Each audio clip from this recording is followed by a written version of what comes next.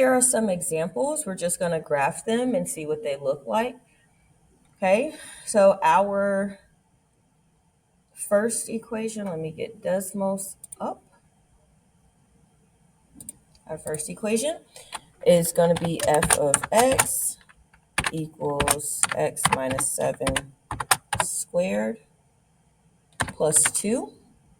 Remember, our vertex always starts at 0, 0, and then we shift it over here to positive 7, positive 2. Again, we take the opposite of what's inside parentheses and take this one exactly as it is. We see that it does open up. It is a smiley face, which means that we have a minimum value. Our domain is always all real numbers unless we have restrictions, okay? But we can see that this is just going to go on forever and ever and ever, all right? So we'll have arrows on both sides. And then our range we're going to get from this number here, which is the y value of our vertex, okay? And are we getting more than 2 or less than 2? We're more than 2. So we're greater than or equal to. I'm going to write all of this stuff down here. Our vertex is 7, 2. We're going to open upwards. We have a smiley face, which means that we have a minimum value. This is all real numbers. And our range is y is greater than or equal to 2. All right, looking over here, our vertex is going to be negative 5, 0. Now, where did I get the 0 from? Of course, I got the negative 5 by taking the opposite of what's inside parentheses, and there is technically a plus 0 out there, okay? There's no number. We are also going to still open up because my A value is positive, which means that I have a minimum. My vertex is at a minimum. My domain is all real numbers again. And my range is, we're going to look at the y value of our vertex. This y is greater than or equal to 0. I'm going to show you this in decimals, but just give me a second. My vertex here, I'm looking inside parentheses. I'm going to take the opposite of that and exactly what is outside parentheses, 3, negative 8. Okay, and then I see that what is outside parentheses in the front here is a negative 1. So that means that we open down. I have a frowny face. When I open down, I have a ticky top or a maximum value. My domain, again, is all real numbers. And my range, since I have a maximum, that means that that is the highest point. I'm looking at my y value. Everything else is below that. So it's y is greater than or equal to negative 8.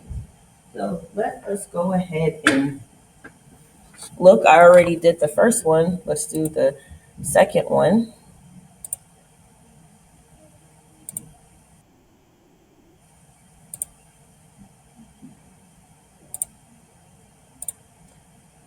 All right. It says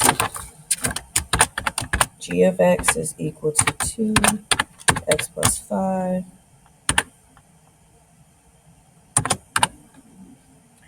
All right, again, my vertex always starts at 0, 0. I am over here at negative 5, 0. Like we said, it is opening up. I do have a smiley face, which means that I have a minimum value. My domain is all real numbers.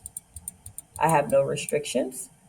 And my range is y is greater than or equal to. Always look at the y value of your vertex for more than 0. Okay, so we're greater than 0. And then my next one is h of x is equal to negative x minus 3 squared minus 8. And we don't see anything. That's okay. You got to find it. You have to find it. We always start here at 0, 0. Our new vertex is 3, negative 8. We take the opposite of this, do this one exactly. This negative out front made me into a frowny face. So I have a maximum value. We're opening down. I have a maximum value. My domain, again, is all real numbers. See that just keeps going on forever and ever and ever. And my range, we're not getting higher. We're going to look at the y value of my vertex. We are not getting higher than negative 8. We're getting smaller than negative 8.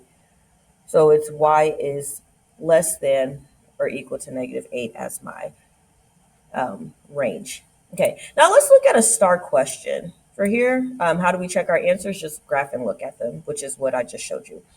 Now let's look at the star type question. This is how I've seen them ask anything about vertex form.